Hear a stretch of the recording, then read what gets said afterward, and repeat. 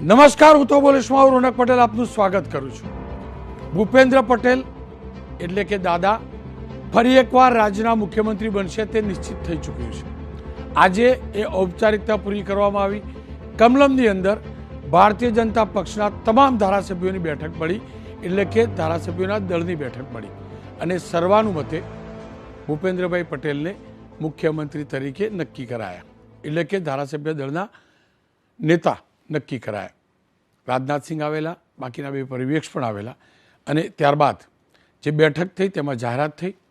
જાહેરાત થયા બાદ મુખ્યમંત્રી એટલે કે ભૂપેન્દ્રભાઈ પટેલ અને CR પાટીલ ગવર્નરને મળીને આવ્યા. સાથે જ શપથવિધિ માટેના સમય ફાળવવાની માગણી પણ કરાઈ, વિનંતી પણ કરાઈ અને 12 તારીખે ભૂપેન્દ્ર પટેલ સરકાર ફરી એકવાર અસ્તિત્વમાં આવશે. કારણ કે 1.5 વર્ષ પહેલાં ભૂપેન્દ્રભાઈની સરકાર જે આવેલી એ ક્રિકેટની ભાષામાં કહીએ તો નાઇટ વોચમેન તરીકે આવેલી.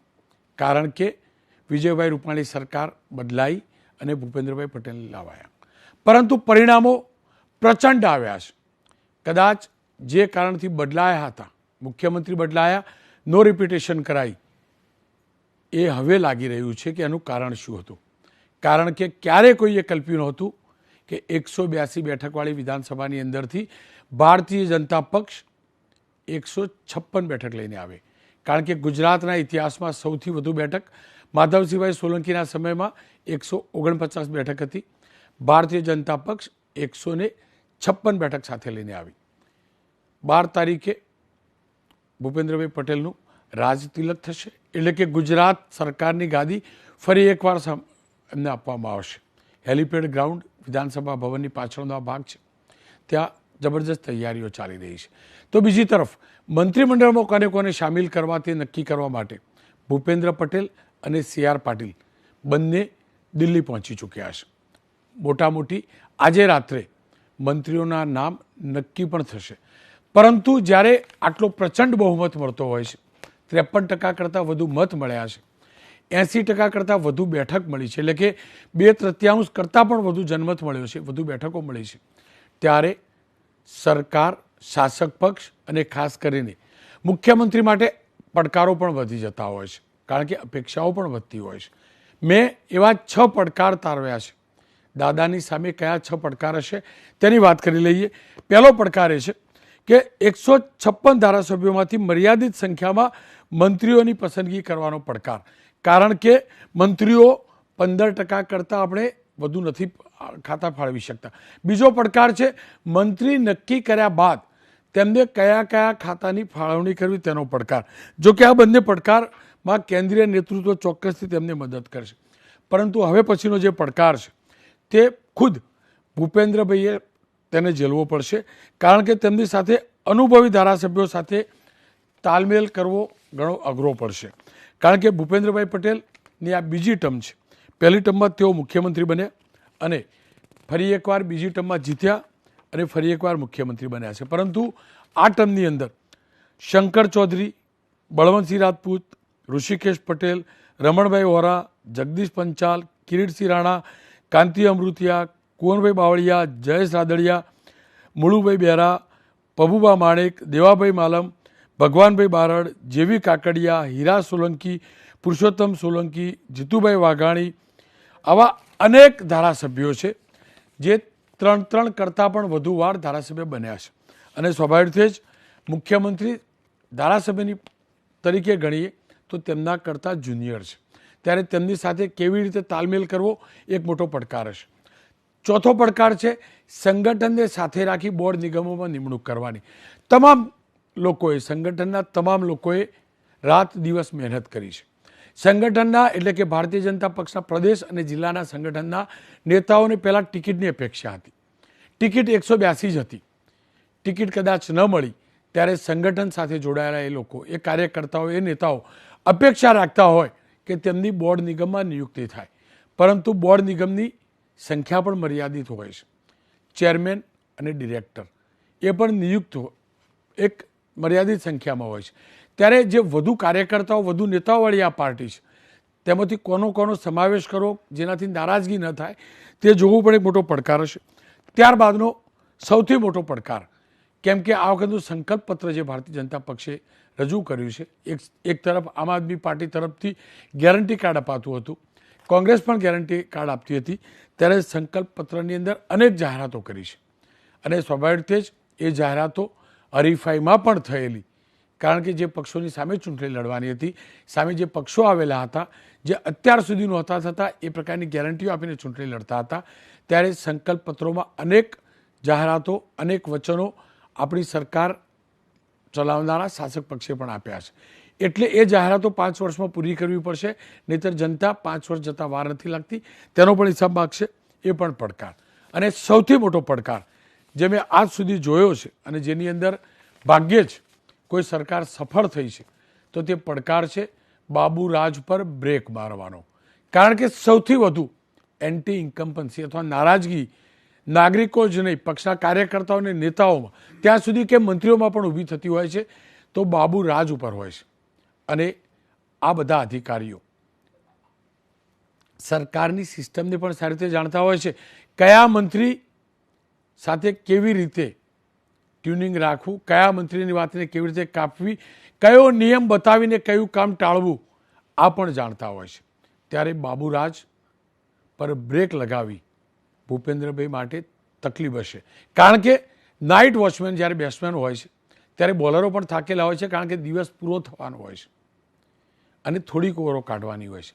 પરંતુ આ નવેસરથી સરકાર બની રહી છે એટલે બાઉન્સર બહુ બધા આવશે અને બાઉન્સરને એક નાઇટ વોચમેન તરીકે મુખ્યમંત્રી રહેલા ફરી એકવાર આખી ટર્મ માટે જ્યારે મુખ્યમંત્રી બને છે ત્યારે ચોક્કસથી બાબુરાજ ઉપર બ્રેક કેવી રીતે લગાવી એ પણ મોટો પડકાર છે. આ તમામ 6 પડકારની વિસ્તારથી ચર્ચા કરીશું. મારી સાથે ડૉક્ટર અનિલભાઈ પટેલ જોડાયા છે, ભારતીય જનતા પક્ષના નેતા પણ છે. દેવેન્દ્રભાઈ જાની છે, રાજકીય વિશ્લેષક છે. થોડીક વારની અંદર જનકભાઈ પુરોહિત પણ જોડાશે, સાથે ચિંતનભાઈ આચાર્ય પણ જોડાશે અને દિબાંગ એબીપી ન્યૂઝના વરિષ્ઠ પત્રકાર મારા સાથી પણ જોડાશે. પરંતુ સૌપ્રથમ શરૂઆત કરી લઉં આપનાથી. ડૉક્ટર સાહેબ, મિનિસ્ટ્રી બેલેન્સ જાળવવું 156, કારણ કે આપ જાણો છો આનંદીબેન જ્યારે મુખ્યમંત્રી બન્યા, નરેન્દ્રભાઈ ગયા પછી દિલ્હી ગયા એ વખતે 115-17 ધારાસભ્યો હતા, એમાંથી 27-26ની પસંદગી કરવાની હતી. વિજયભાઈને જ્યારે મળ્યું ત્યારે 99, ફરી એકવાર ચૂંટણી થઈ, 99 ધારાસભ્યોમાંથી 26-27ને મોકો આપવાનો હતો. ત્યારબાદ ભૂપેન્દ્રભાઈને ગઈ વખત તો એનાથી પણ આસાન હતું, કારણ કે નો રિપિટેશનની થિયરી હતી. 112 ચોક્કસથી ધારાસભ્યો થઈ ચૂક્યા હતા અથવા થઈ રહ્યા હતા, પરંતુ એમાંથી 26-25 ડ્રોપ થઈ રહ્યા હતા, એટલે કે 70માંથી પસંદ કરવાના હતા. પરંતુ અહીંયા તો 156માંથી પોતાના છોડીને 24-25 જ પસંદ કરવાના છે. કેટલો મોટો પડકાર? રોનકભાઈ, આમ જોવા જાવ તો અમારા ત્યાં 156 કોઈપણ પ્રકારની જવાબદારી અને કોઈપણ પ્રકારના પડકારો ઝીલી શકે એ પ્રકારની તાકાત ધરાવે છે. હું રોનકભાઈ આપણે યાદ કરાવું કે કેન્દ્રમાં પણ આદરણીય નરેન્દ્રભાઈ જ્યારે સરકારમાં 2014 બનાવી ત્યારે પણ ભાજપના 272 હતા અને 2019માં બનાવી ત્યારે પણ 302 હતા. જે મર્યાદા છે એનડીએના સાથી મિત્રો સાથેની એ 15%ની મર્યાદા હતી, છતાં પણ 2014માં સારામાં સારું મંત્રીમંડળ બનાવ્યું હતું અને 2019માં પણ બનાવ્યું. અમારા ચૂંટાયેલા સભ્યોની સંખ્યા 350 સુધી પહોંચી ગઈ હતી. એટલે ભારતીય જનતા પાર્ટી માટે આ કોને મંત્રી બનાવવા ન બનાવવા, કોને કયું ખાતું આપવું ન આપવું, એ કંઈ બહુ મોટો પડકારનો વિષય નથી. એટલા માટે કે ભારતીય જનતા પાર્ટીનો દરેક કાર્યકર્તા એ સરકારમાં હોય કે સંગઠનમાં હોય એ સક્ષમ હોય છે અને કોઈપણ પ્રકારની કામગીરી કરવા માટે હર હંમેશ તૈયાર હોય છે.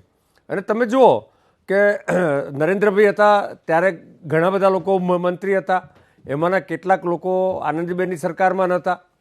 ત્યારબાદ વિજયભાઈની સરકાર આવી તો વિજયભાઈની સરકારમાં જૂના ઘણા બધા લોકો બીજું કામ કરતા હતા અને મંત્રીમંડળમાં નવા લોકોનો પણ સમાવેશ થયો હતો. એ જ રીતે ભૂપેન્દ્રભાઈની સરકાર જ્યારે આવી ત્યારે પણ આખું મંત્રીમંડળ બદલી નાખ્યું. ભારતીય જનતા પાર્ટી જે એક એવી પાર્ટી છે કે જેમાં એનો કાર્યકર્તા હોય, સંગઠનમાં હોય કે સરકારમાં હોય, એ સંપૂર્ણપણે ઘડાયેલો કાર્યકર્તા છે અને એક મિશન માટે લડતો કાર્યકર્તા છે. એટલે કોઈપણ પ્રકારની જવાબદારી એને સોંપાય અથવા તો એની જવાબદારી બદલાય તો ક્યારેય એ મનદુખ કરતો નથી અને કોઈપણ પ્રકારની જવાબદારી સ્વીકારવા તૈયાર હોય. આપે કહ્યું કે નાઇટ વોચમેન હતા ભૂપેન્દ્રભાઈ. તમે જુઓ કે ભૂપેન્દ્રભાઈના આવ્યા પછી લગભગ 1.5 વર્ષના ગાળામાં જે રીતે એમણે સંગઠન અને સરકાર સાથેનું સંકલન બનાવ્યું અને એના જ કારણે કોઈપણ પ્રકારના પ્રશ્નો વિના તમે જુઓ કે સરકાર અને સંગઠન એક સાથે એકબીજાના તાલમેલ સાથે આગળ વધી રહ્યું છે. આટલી બમ્પર જીત છતાં પણ આ એ જ ચીફ મિનિસ્ટરના કેન્ડિડેટ અને ચીફ મિનિસ્ટર હતા ભૂપેન્દ્રભાઈ કે જે પાર્ટીના પ્રમુખ CR પાટીલના ત્યાં બંગલે એમની શુભેચ્છા મુલાકાત માટે ગયા. તો ભારતીય જનતા પાર્ટીની એક આ સંસ્કૃતિ છે અને આપણે નાઇટ વોચમેન કદાચ કહી શકાય આપના દ્વારા, કારણ કે પરંતુ ટર્મ પૂરી થવા આવેલી. હા, ચોક્કસ એ ટર્મમાં 1.5 વર્ષ જ બાકી હતું. પરંતુ આજનો હું તમને ક્રિકેટનો દાખલો યાદ કરાવું કે ઈશાન કિશને સૌથી ઓછા બોલમાં ડબલ સેન્ચુરી કરવાનો રેકોર્ડ કર્યો છે. એ જ પ્રકારનો રેકોર્ડ ભૂપેન્દ્રભાઈના સરકારના નેતૃત્વમાં ભારતીય જનતા પાર્ટીએ ગુજરાતમાં કર્યો છે. ખેર, મારી સાથે દેવેન્દ્રભાઈ જાની જોડાયા છે. દેવેન્દ્રભાઈ, આપ શું માનો છો? આટલી મોટી સંખ્યામાં ધારાસભ્યો, એમાંથી 25 જ વધુમાં વધુ મંત્રી બનાવવાના, શું આ પડકાર નથી? અને બીજું, ડૉક્ટર સાહેબ ચોક્કસથી પક્ષની રીતે જવાબદારી શબ્દ વાપરતા હતા, પરંતુ હકીકત એ છે પાવર ગેમ હોય છે. પાવર માટે તમામ લોકો, રાજનીતિ એટલે રાજ કરવા માટેની તો નીતિ છે, પાવર માટે તો બધા ગાંધીનગર આવે છે. તો આ પાવરની દોડ મુખ્યમંત્રી માટે કેટલી કપરી સાબિત થશે? વાત સાચી છે કે પાવર ગેમ માટે જ બધા લોકો આવતા હોય છે અને અત્યારે 156 સીટમાંથી એક પ્રધાનમંડળમાં જે નામો નક્કી કરવા એ પાર્ટી માટે અને નવા મુખ્યમંત્રી માટે એક પડકારરૂપ હોય છે. પરંતુ ભારતીય જનતા પાર્ટીમાં આપણે જે જોતા આવ્યા છીએ અત્યાર સુધીનો અને આટલી બધી રેકોર્ડ બ્રેક બેઠકો મેળવ્યા પછી પણ હું નથી માનતો કે કોઈ કપાયા હોય કે કોઈ બહાર રહી જશે તો કોઈ ચૂ કે ચા કંઈ કરી શકે એવું હવે તો સ્થિતિ એવી છે નહીં. જ્યારે વિજય રૂપાણીની આખી સરકાર બદલાઈ ગઈ છતાં પણ કોઈ કાંઈ બોલ્યું નહીં, તો આટલી બધી બમ્પર જીત પછી કોઈનું નામ ચર્ચાયા પછી પણ જો કપાય તો મને નથી લાગતું, કારણ કે આ તો બધું ઉપરથી જ નક્કી થશે, હાઈકમાન્ડ નક્કી કરશે અને હાઈકમાન્ડની ઉપરથી ઉપરવટ કોઈ જઈ શકે અને કોઈ આમાં કોઈ અસંતોષ કે રોષ થાય, ઊભો થાય તો વાત નીકળે એવું પણ મને નથી લાગતું. કારણ કે દિલ્હીથી જ બધું ગોઠવાઈ જશે અહીંના લોકોની રાય લઈને. એટલે પડકાર જરૂર છે પણ એનો પણ સારી રીતે ઉકેલ ભારતીય જનતા પાર્ટીમાં આવી શકે છે. પણ જો આની જગ્યાએ કોઈ બીજી પાર્ટી હોત ને તો આપણે એમ કહી શકીએ કે એમના માટે બહુ મોટો પડકાર છે. બીજા આપણે રાજ્યોમાં જોઈએ છીએ ચીફ મિનિસ્ટર પદ માટે પણ પડકારરૂપ થાય, ખૂબ ચર્ચાઓ થાય છે. પણ બીજેપીમાં જે રીતે આપણે જોઈએ છે તો મને નથી લાગતું કે એના માટે બહુ મોટો પડકાર હોય. હા, એટલું મને એક સારું કોમ્બિનેશન કરવાનું હોય છે કે ભાઈ થોડા અનુભવી ચહેરા જોઈએ કે થોડા નવા પણ ચહેરા જોઈએ, થોડા શિક્ષિત લોકો જોઈએ. એટલે આ એક કોમ્બિનેશન કરવા માટેની એક એક્સરસાઇઝ, એક કવાયત થશે. પણ બહુ મોટો પડકાર ઊભો થશે એવું મને નથી લાગતું, કમસે કમ આમાં. જનકભાઈ, આપ આવે પહેલાં હું 6 અલગ અલગ પડકાર ગણાવી રહ્યો હતો. એ પૈકીનો એક પડકાર એ હતો કે અત્યાર સુધી આટલા ધારાસભ્યો નહોતા આવતા. એસેમ્બલી તો 182ની જ છે, એમાંથી તમામને સિલેક્ટ ઓછામાંથી કરવાના આવતા હતા, પરંતુ હવે વધુમાંથી એટલા જ સિલેક્ટ કરવાના છે. આ કેટલો મોટો પડકાર! બીજું, અનેક કાર્યકર્તાઓ રાહ જોઈને બેઠા છે બોર્ડ નિગમની, કારણ કે બોર્ડ નિગમની એપોઇન્ટમેન્ટ પણ ડ્યુ હતી. આ બધાને મેનેજ કરવું ભૂપેન્દ્રભાઈ માટે શું પડકાર ગણાય કે નહીં? અને ત્રીજો સવાલ એની સાથેનો જ કે અનેક ધારાસભ્યો ભૂપેન્દ્રભાઈ કરતાં પણ વધુ અનુભવી છે અને જ્યારે તમે વધુ અનુભવી હોય, તમે કંઈક વિચાર રાખતા હોય, એનું ઇમ્પ્લિમેન્ટ ન થવાનું અથવા સરકાર સુધી વાત ન પહોંચતી હોય તો એક અંદરથી વ્યક્તિને તો થતું હોય. આપ શું માનો છો ભૂપેન્દ્રભાઈ માટે આ 3 ફેક્ટર કેટલો મોટો પડકાર? આમાં પડકાર ભૂપેન્દ્રભાઈ માટે ન હોય, આ આપણા નરેન્દ્રભાઈ માટે હોય. અને હું નરેન્દ્રભાઈને જ્યાં ઓળખું છું જે રીતે, હું એવું માનું છું કે જ્યારે ટિકિટો આપીને ઉમેદવારની પસંદગી કરીને ત્યારથી જ એની સામે પ્રધાનમંડળનું એક ચિત્ર એની સામે સ્પષ્ટ છે કે કોને ક્યાં મૂકવા પડશે, કોની ક્યાં જરૂર પડશે. આ પ્રધાનમંડળની જરૂરિયાતને ધ્યાનમાં રાખીને પણ એને ઉમેદવારની પસંદગી કરી હશે એવું મારું માનવું છે. અત્યારે ભલે 110 199માંથી 110 થયા પછી અત્યારે 156 થયા કે 54 થયા, પણ મંત્રીમંડળમાં કોને ક્યાં મૂકવું, કયું ડિપાર્ટમેન્ટ આવવું, આ બધું જ અગાઉથી આયોજન થઈ ચૂક્યું. નરેન્દ્રભાઈ બહુ લાંબુ વિચારે છે, લાંબુ એનું આયોજન હોય છે. એટલે અત્યારે આ પડકાર તો હું ભાજપનો માનતો નથી. અને બીજું કે તમે જુઓ કે એક પણ આપણે જે નામો ચર્ચા છે, ક્યાં ચર્ચા છે? મીડિયામાં ચર્ચા છે. પાર્ટીમાં ક્યાંય નામો ચર્ચાતા નથી કે કોઈ એવું ખુલ્લીને કે મારે થવું છે એવું. કે પહેલાં એક જમાનો હતો કે જ્યારે લોબિંગ ચાલતું હતું, જ્યારે કેશુભાઈ સરકાર હતી ત્યાં સુધી લોબિંગ પુષ્કળ પ્રમાણમાં ચાલતું હતું કે કોઈ ધર્મના વડાને લઈને જાય, કોઈ જિલ્લાના આગેવાને લઈને, સમાજના આગેવાને લઈને જાય અને રજૂઆત કરાવતા હતા. હવે આ સિસ્ટમ તો બિલકુલ ખતમ થઈ ગઈ છે ભાજપમાં. લોબિંગ શું, નરેન્દ્રભાઈને સુધી કોઈને પોતાની વાત પણ મૂકવાની હિંમત નથી ચાલતી. આ સ્થિતિમાં પડકાર તો હું નથી જોતો. જે નામ આવશે બધા એને તાલીઓ લગાડે વંદે માતરમથી વધાવી લેશે. સોરી, વાત રહી બોર્ડ નિગમની. અત્યાર સુધીમાં બોર્ડ નિગમમાં બધું ટાળતા આવ્યા છે, પણ હવે જ્યારે 156ની આંકડો આવ્યો છે ને ત્યારે બોર્ડ નિગમ રચવા પડશે એવું માનું છું. કારણ કે બધા સક્ષમ લોકો છે, એનો ઉપયોગ કરવાનો છે અને સામે લોકસભાની ચૂંટણી પણ તૈયાર કરવાની છે. એટલે આ વખતે મેક્સિમમ કાર્યકર્તાઓને એટલે સિનિયરોને બોર્ડ નિગમમાં સારું સ્થાન આપીને એનો ઉપયોગ કરવામાં આવશે. કારણ કે હવે એક પડકાર જોઈ લીધો છે કે આમ આદમી પાર્ટી કેટલો પડકારરૂપ છે. આને ધ્યાન રાખીને અત્યારથી જ બધા સિનિયરો જે છે એ બધાને કામે લગાડવા પડશે. સંગઠનમાં પણ ઘણા બધા ફેરફારો આવશે એવું માનું છું. જે લોકોને આ વખતે ટિકિટ નથી આપી અને પક્ષના વરિષ્ઠ નેતાઓ છે એમનો પણ ઉપયોગ સંગઠન અને અન્ય રીતે કરવો પડશે લોકસભાની ચૂંટણીને ધ્યાનમાં રાખીને. એટલે પડકાર છે સામે, એની સામે ભાજપ પાસે ઉપાયો પણ છે. જનકભાઈ, જો મૃદુ અને મક્કમ સરકાર આ સૂત્ર હતું 1.5 વર્ષની સરકારની અંદર. એટલે કે ભૂપેન્દ્રભાઈને પ્રમોટ કરાયા મક્કમ મુખ્યમંત્રી તરીકે. હું શબ્દ વાપરું છું, પ્રમોટ કરાયા. મૃદુભાષી છે, એમાં કોઈ ડાઉટ નથી. પરંતુ એ તો ઓછા સમયની સરકાર હતી. હવે 5 વર્ષની સરકાર બનવા જઈ રહી છે.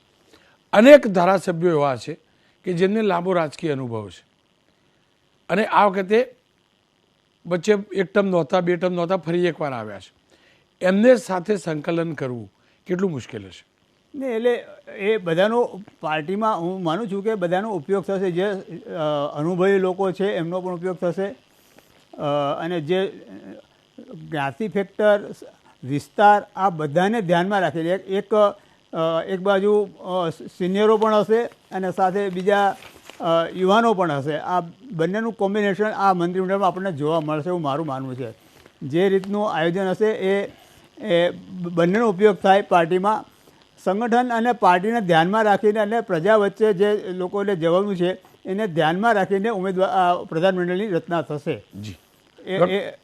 અને પડકારો તો હજી બીજા આવવાના છે. કારણ કે ચૂંટણી પહેલાં ઓગસ્ટ મહિનાથી આપણે જોયા કે અનેક કર્મચારી મંડળોએ આંદોલનો કર્યા અને સરકારને સમજૂતી કરવી પડી છે. હવે એ સમજૂતીનો અમલ હવે આ સરકારે કરવાનો આવશે. એટલે એ પડકારો પણ રહેશે. આ વખતનું બજેટ પણ તમને જોશો કે એમાં ઘણું બધું તકલીફવાળું હશે. કારણ કે જે સમાધાનો કર્યા છે એ આર્થિક બોજા આવવાના છે. આ બધા પડકારો તો રહેવાના જ છે. જી, કારણ કે જેના સમાધાન કર્યા છે એ બધાનો હવે અમલ કરવો પડશે. જી ડૉક્ટર સાહેબ, જો કેમ કે આમ આદમી પાર્ટી આવી, એને ગેરંટી દુનિયાભરની આપી, કોંગ્રેસે પણ એ જ રસ્તે આપી, તમે સંકલ્પ પત્ર જાહેર કર્યું અને સ્વાભાવિક જે સંકલ્પ પત્રમાં બાકીના પક્ષોને પણ ધ્યાનમાં રાખવામાં આવ્યા જ હશે, એ હકીકત છે. આ બધા જે સંકલ્પ પત્રની અંદર જે વચનો આપ્યા છે એને પૂરા કરવા એ પડકાર નથી? રોનકભાઈ, સંકલ્પ પત્રના સંદર્ભમાં કહું તો અમારા સંકલ્પ પત્રમાં બાકીના કોઈ પક્ષોને અમે ધ્યાનમાં રાખીને સંકલ્પ પત્ર નથી બનાવ્યું, નંબર 1. નંબર 2, અત્યાર સુધીની જે પરંપરા છે સંકલ્પ પત્ર બનાવવાની, એમાં અમે જે કહ્યું છે એ મોટાભાગના કામ અમે પૂરા કર્યા છે.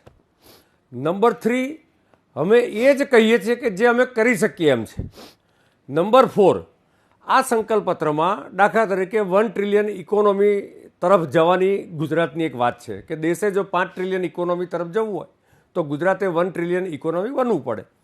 તો એ બનવા માટેનો જે પાયો છે ને રોનકભાઈ આપણા ધ્યાનમાં તો હશે જ કે ભૂપેન્દ્રભાઈની સરકારે એમના 1.5 વર્ષના ગાળામાં જ એ લગભગ 15 જેટલી વિવિધ યોજનાઓ, જેને પોલિસી કહેવાય, semiconductor policy, IT policy, vehicle policy, EV policy, આ પ્રકારની 15 પોલિસી, લોજિસ્ટિક પોલિસી જેવી પોલિસીનો પાયો નાખી દીધો છે. એટલે પાયો નાખીને પ્લેટફોર્મ તૈયાર છે. હવે આ નવી સરકારે એની ઉપર આગળ વધવાનું છે.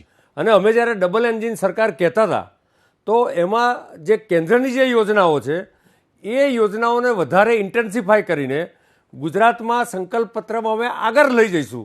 એટલે સંકલ્પ પત્ર ઉપર કામ કરવું એ મોટો પડકાર ભારતીય જનતા પાર્ટી માટે નથી. એટલા માટે કે દાખલા તરીકે માર્ચ એપ્રિલમાં હસમુખ અઢિયા કમિટીએ જે રિપોર્ટ આપ્યો હતો એ રિપોર્ટના આધારે રેગ્યુલર રિવ્યૂ થઈને એની પર કામ ચાલુ થયા છે.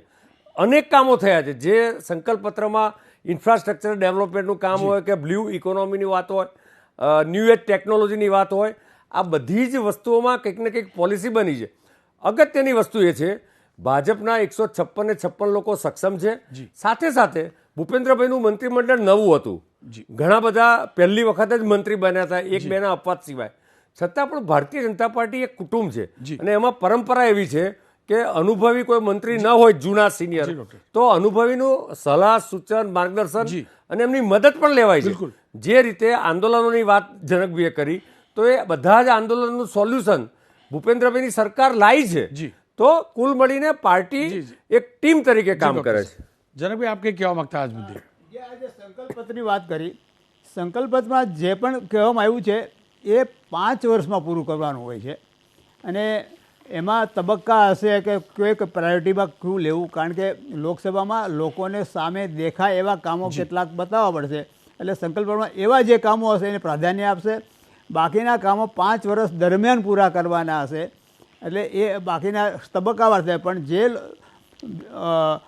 2024ની ચૂંટણીને ધ્યાનમાં રાખીને જેટલા પ્રજાને સ્પર્શતા પ્રશ્નો હશે એ પહેલા હાથ ધરશે. બિલકુલ. જનકભાઈ, હું ખાલી એક એડ કરું. 10 જનકભાઈ, સંકલ્પ પત્રમાં કેટલાક એવા સંકલ્પો હોય કે જે 5 વર્ષ કરતાં પણ લાંબા ગાળા, ધારો કે તમારે એક એનર્જી માટેનો એટલે વીજળી પેદા કરવાનો પ્લાન્ટ નાખવો હોય તો એનો ગેસ્ટેશન પીરિયડ 7-8 વર્ષ હોય. એટલે કેટલાક સંકલ્પો એવા બી છે કે જે 5 વર્ષમાં ધીમે ધીમે ચાલુ થાય અને પૂર્ણ પછી પણ થાય. નરેન્દ્રભાઈનું જે 100 વર્ષની કલ્પના છે થોડોક અભાવ છે, એની ઉપર બી કામ થયું છે. ખેર, દેવેન્દ્રભાઈ, સૌથી મોટો મુદ્દો છે અને જેનાથી આપણે તમામ લોકો પરેશાન છીએ, બાબુ રાજ ઉપર બ્રેક લગાવી. દિલ ઉપર હાથ મૂકીને કોઈ પણ ગુજરાતી કે આનંદીબેનના ગયા પછી શું બાબુ રાજ ઉપર બ્રેક લાગી છે? અને જો એ લાગી નથી શકી તો બાબુ રાજ ઉપર બ્રેક લગાવી ભૂપેન્દ્રભાઈ માટે કેટલો મોટો પડકાર?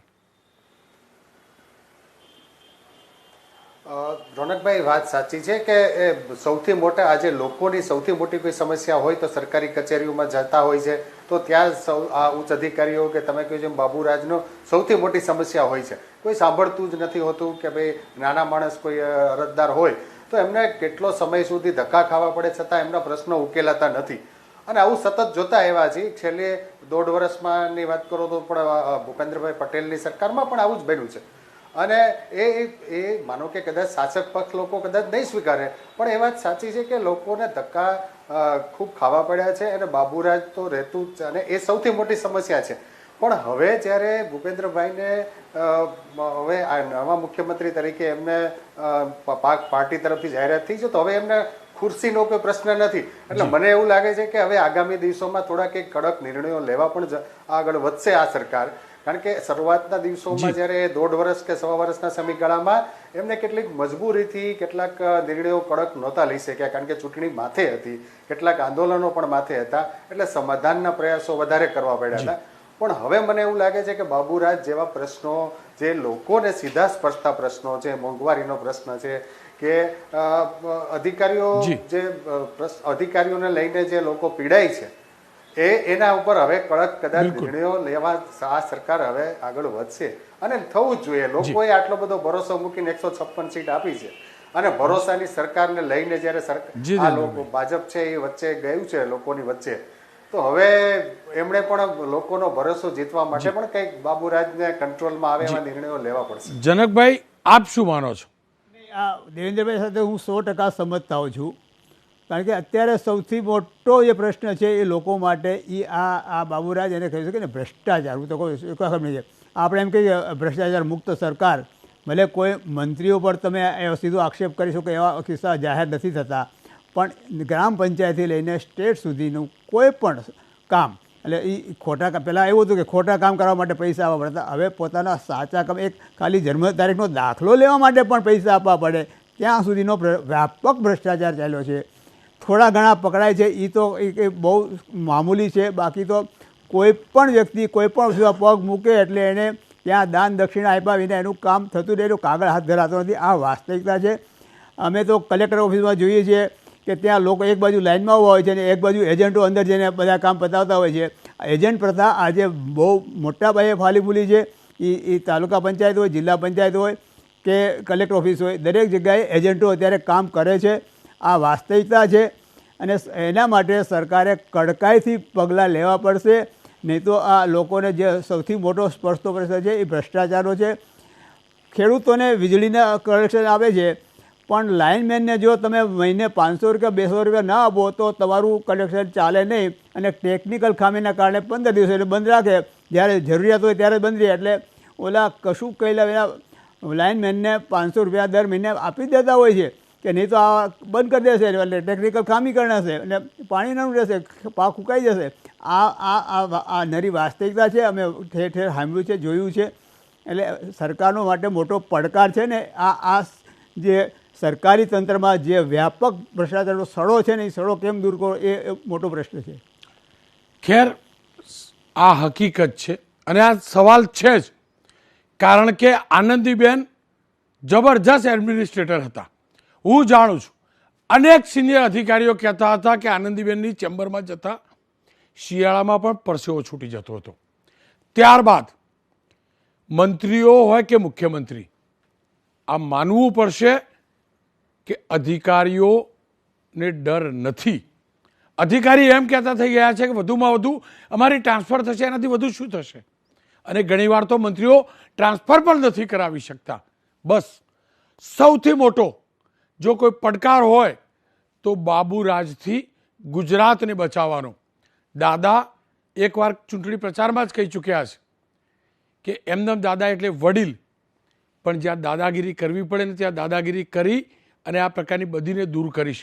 આશા રાખું દાદા ખરેખર આ પ્રકારના બાબુરાજ સામે દાદાગીરી નહીં કરે ને તો ચોક્કસથી બાબુરાજ સૌથી મોટો પડકાર બનશે. અને હજી 5 વર્ષ વાર છે, પરંતુ 5 વર્ષ જતાં સમય નથી લાગતો. એટલે સૌથી મોટો કોઈ પડકારો હોય તો બાબુરાજવાળો.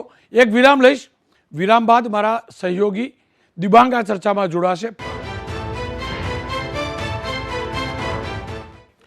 દાદાની સામે કયા પડકારની વાત કરી રહ્યા હતા? પહેલો પડકાર, બીજો, ત્રીજો, ચોથો, છઠ્ઠો કર્યો, પરંતુ એક સૌથી મોટો પડકાર એ છે કે રાજ્ય વિધાનસભામાં પહેલીવાર આમ આદમી પાર્ટીની 5 બેઠકો આવી છે. આ 5 ધારાસભ્યો કેવી રીતે પડકાર બનશે? કોંગ્રેસનું સંખ્યાબળ ઘટ્યું છે, એમે પણ કોંગ્રેસ સંખ્યાબળ હતું તો ત્યારે પણ સારો વિરોધ નહોતો કરી શકતું. આ વખતે કેટલો અસરકારક વિરોધ કરશે? જનકભાઈ, આમ આદમી પાર્ટીના 5 ધારાસભ્યો, કેટલો સબળ વિપક્ષ? એટલે આમ આદમી પાર્ટીના 5 સભ્યો એવા છે એ એટલે વહીવટથી એ બહુ માહિતગાર નથી, અને જે આક્રમક જે નેતાઓ હતા એ હારી ગયા છે. આ સ્થિતિમાં વિધાનસભામાં એનો વિરોધ એટલો આક્રમક નહીં હોય જેટલો મેદાનમાં હશે.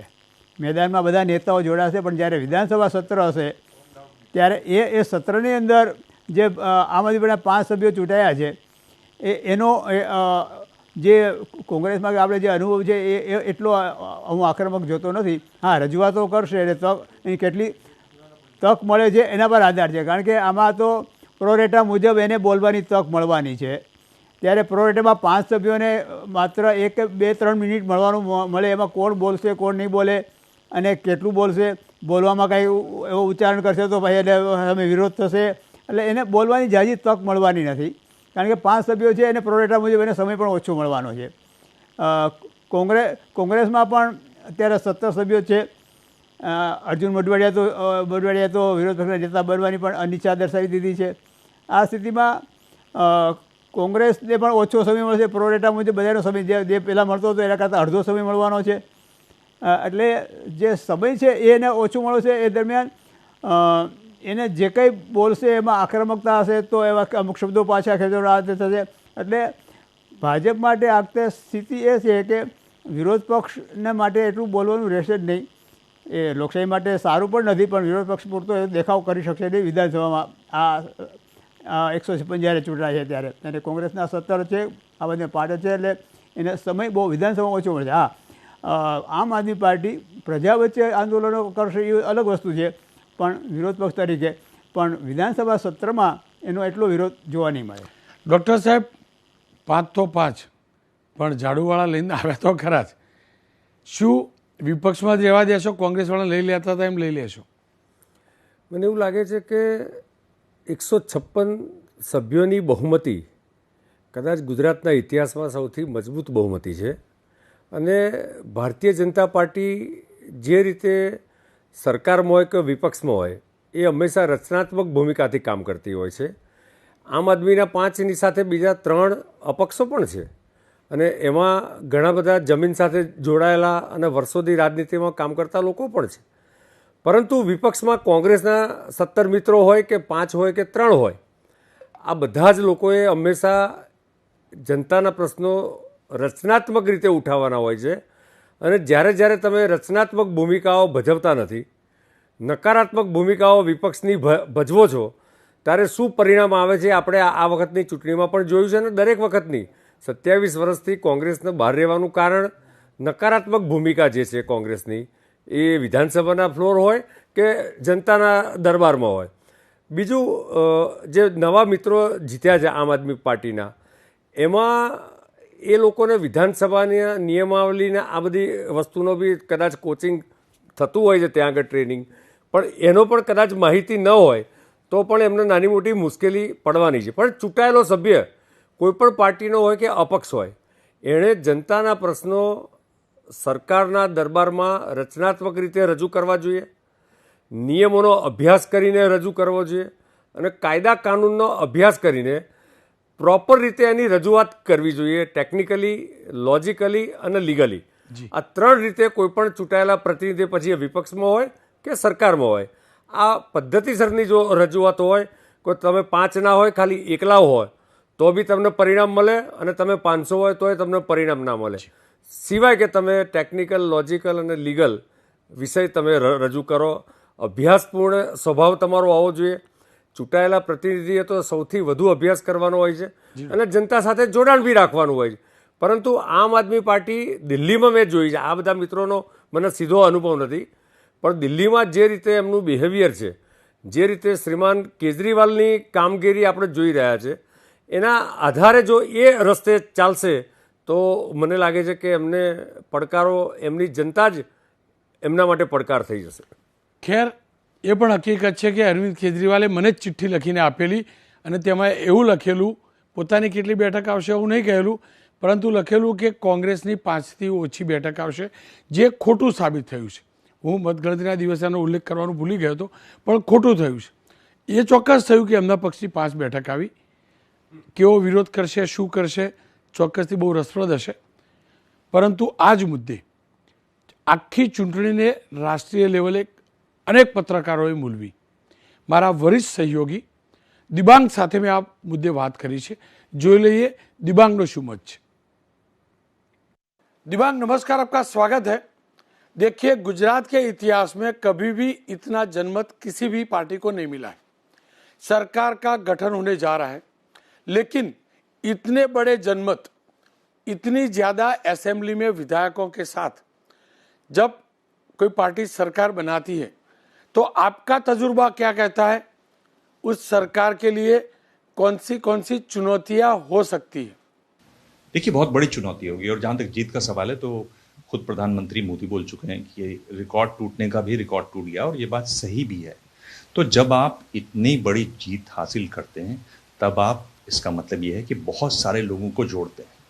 यानी इस बार जो ट्राइबल्स जुड़े, आप मिल्क कोऑपरेटिव्स की बात देख लीजिए, वो जो जुड़े लोग, उसमें वो इलाका है जहां गुजरात से जो 280 लाख लीटर जो दूध आता है उसका 75% उस इलाके से आता है। आप उनकी कीमत बढ़ाई अपने 18 से 20% पिछले 5 साल में, उनकी भी उम्मीदें होंगी।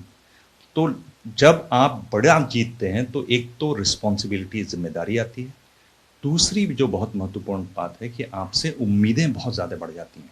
आप उन बढ़ी हुई उम्मीदों को कैसे एड्रेस करते हैं, और उम्मीदें एक वर्ग से नहीं आती है, क्योंकि ये करीब सभी वर्गों को आपने जोड़ा है इस बार, तो सभी वर्गों की उम्मीदें आगे बढ़ेंगी।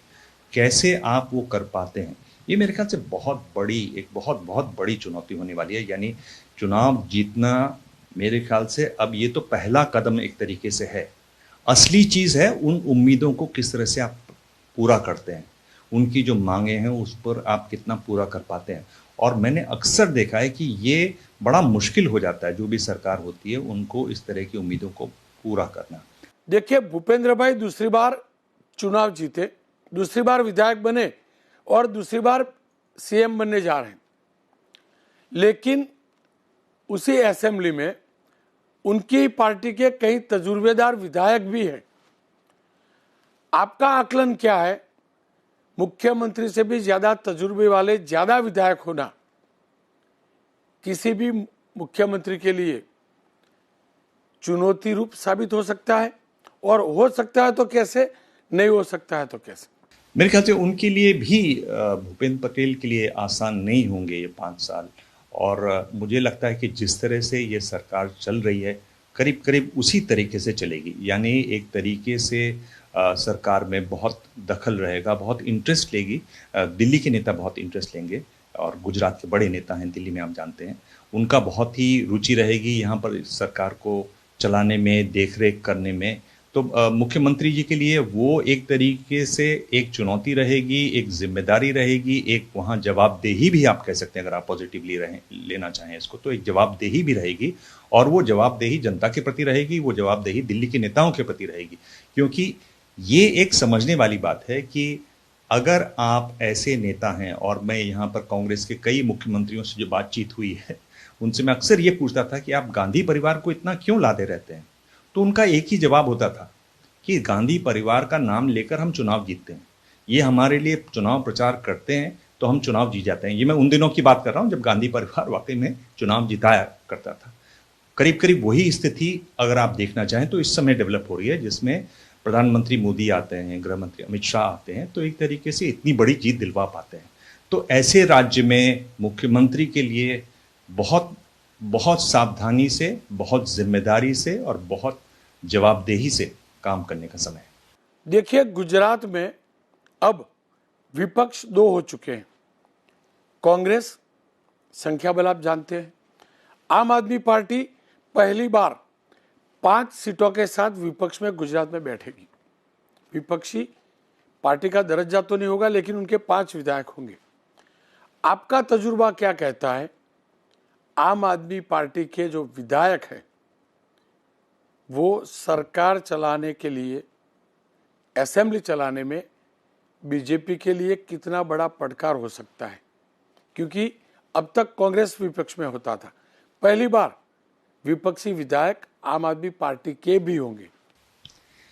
देखिए, उनके नंबर आप की बात कर रहे हैं तो नंबर देखिए, इस समय उनके 12-13% वोट हैं। 12-13% वोट से आपकी सीटें नहीं बढ़ने वाली हैं। आप जब 20 का आंकड़ा पार करेंगे तब आपकी वो सीट्स में बढ़ोतरी होगी। 20% का आंकड़ा पार करते ही वो बढ़ोतरी दिखाई देगी। इस समय अगर आप 12-13-14% वोट पाते हैं तब आपके लिए इतना एल्बो रूम मिल जाता है कि आप सड़क पर उतर सकें, आप हाउस में हल्ला कर सकें, आप प्रचार कर सकें, आप वहां दिखाई दे सकें, और वो उन लोग करेंगे। ये आम आदमी पार्टी का काम करने का स्टाइल है। आप देखेंगे कि वो लगातार वहां दिखाई देंगे। राज्यसभा की आप देख लीजिएगा, इस समय राज्यसभा में भी वो लगातार दिखाई देंगे।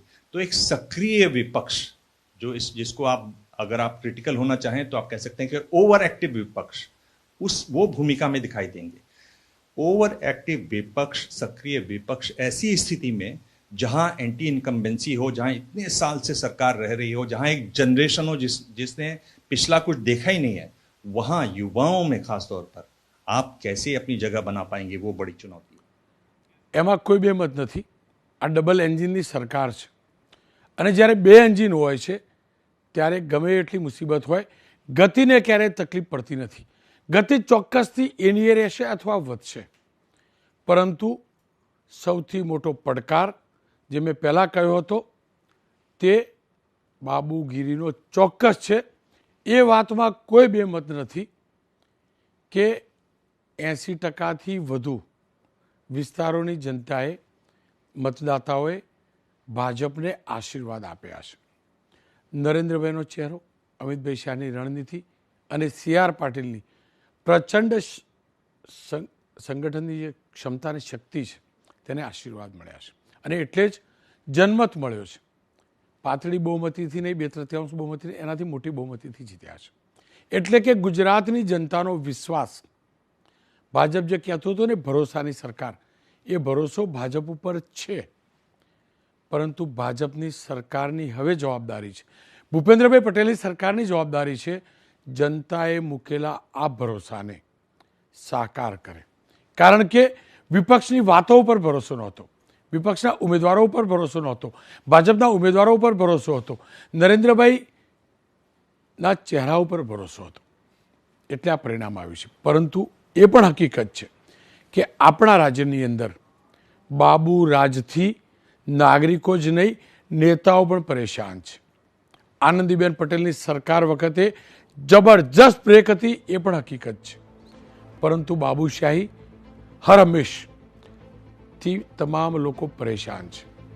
સૌથી મોટો કોઈ જો પડકાર હોય તો બાબુશાહીથી ગુજરાતને મુક્ત કરવાનો. 20થી પણ ઓછી સીટ ઉપર કોંગ્રેસને લાવી, મોટાભાગના જિલ્લાઓમાંથી કોંગ્રેસનો એક પણ ધારાસભ્યને ચૂંટાવો, એનો મતલબ ગુજરાતની અંદર, ગુજરાત વિધાનસભાને કોંગ્રેસ મુક્ત કરવામાં ભાજપ સફળ થયું છે.